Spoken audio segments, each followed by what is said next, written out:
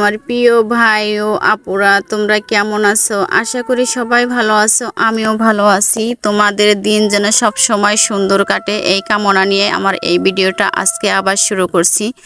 তোমাদের কাছে প্রথমে আমার অনুরোধ থাকবে, আমার ভিডিওটা যদি ভালো লাগে অবশ্যই আমার চ্যানেলটাকে সাবস্ক্রাইব করে দিবে। তোমাদের সাপোর্ট ছাড়া আমি কিছুই করতে পারবো না, সব সময় তোমাদের সাপোর্ট দরকার আছে। প্লিজ প্লিজ আমার বাচ্চাটার মুখের দিকে তাকায় হলেও আমার চ্যানেলটাকে সাবস্ক্রাইব করে দিবে এবং আমাকে একটা লাইক দিয়ে উৎসাহ করবে। তোমাদের অনেক অনেক ধন্যবাদ। এক আপু আমার চ্যানেলটাকে সাবস্ক্রাইব করে দিছে, তাকে অনেক অনেক ধন্যবাদ। তার জন্য হাজার হাজার দোয়া এবং ভালোবাসা রইল।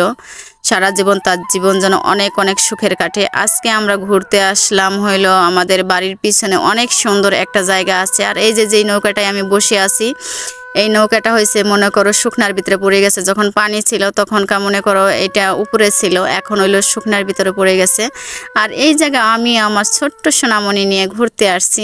জায়গাটা আমার কাছে ভীষণ ভালো লাগতেছে। আর এই জায়গাটা হয়েছে আমাদের আরিয়াল খা ব্রিজ আছে, ব্রিজের হইলো পারে হইলো বেড়িবাঁধ করছে, সেই বেড়িবাঁধের কাছে এখন হলো আমি মনে করো একটু চালানোর চেষ্টা করব, দেখি কেমনে করে মানুষের চালায়। এমনি এমনি চালায়। আমি সব সময় মনে করো আমি আগে যখন ছোট ছিলাম আমি অনেক নৌকা চালাইতাম, আমার কাছে ভীষণ ভালো লাগে নৌকা ভ্রমণ করতে। কিন্তু এখন দুঃখের বিষয় আমাদের কোনো নৌকা নাই, গরিব মানুষ।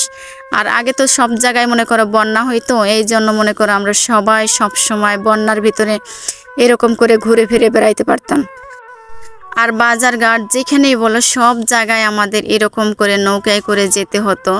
আর আমার বাচ্চাটার ভীষণ সর্দি লাগছে, আমার বাচ্চাটার জন্য সবাই একটু দোয়া করবে যেন ও জীবনে অনেক বড় হয়। আমার অনেক ইচ্ছা ওকে নিয়ে যে আমি ওকে মাওলানা বানাবো, মাওলানা লাইনে পড়াবো। আমার ওর নিয়ে অনেক আশা, প্রত্যেকটা মায়ের অনেক আশা থাকে।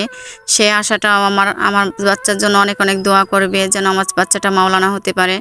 আর ওখানে আমার ছেলেটা বসে আছে, আর এই জায়গায় আমি ভিডিও করতেছি। ওই বলতেছে ওদিকে আম্মু অনেক মাছ হয়েছে, অনেক মাছ হয়েছে, আম্মু মাছ ধরো না আম্মু, এটি বলতেছে। ওই জায়গায় কে যেন জাল পাতিয়ে রাখছে, তা ও বলতেছে আম্মু মাছ ধরো মাছ ধরো। আমি বলতেছি আব্বু পরের জিনিস তো না বলে খাওয়া যায় না। আমার ছেলে কি বলল জানেন, বাচ্চা তো বাচ্চাই হয়, তাদের ভিতরে এখনও সেই জ্ঞানটা আসেনি। বলে আম্মু আমি তো মানুষের জিনিস না বলে খাবো না।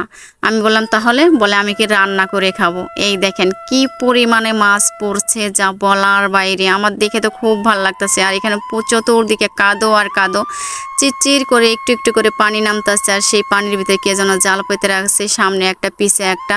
দেখেন সামনে পাচ্ছে যে সামনে দিকে পানি আসলে সেই পানির মাছ এটার ভিতরে পড়বে, আর পিছনে পাচ্ছে যে নদীর মাছটা যদি উজে আসা ধরে তাহলে ওই জায়গা ওই জালের ভিতরে পড়বে। দেখো কত বড় বড় মাছ, খল্লা মাছ পড়ে আসছে। খল্লা মাছগুলো খেতে ভীষণ স্বাদ লাগে, আমার কাছে খুবই ভালো লাগছে। আর আমার ছেলে বলতেছে আম্মু নেও না, একটা মাছ নেও না, এরকম বলতেছে। কিন্তু সবার জিনিস তো নেওয়া যাবে না, আর মাছ বলেও না, যেটাই বলুন। আজ পর্যন্ত ছোট থেকে আমি এত বড় হয়েছি, কখনো আমি মানুষের জিনিস না বলে খাইনি। আল্লাহ তাআলার কাছে হাজার হাজার শুকরিয়া এবং দোয়া যে হে আল্লাহ তুমি আমাকে যেমন রেখেছো আমি সেমন ভালো আছি, ঠিক এরকমই রাখো, যেন কোনোদিনও কারো জিনিস না বলে কখনো খাওয়া না লাগে। দেখেন কত মাছ পড়ে আছে, দেখে আমার এত ভালো লাগছে বলার বাইরে।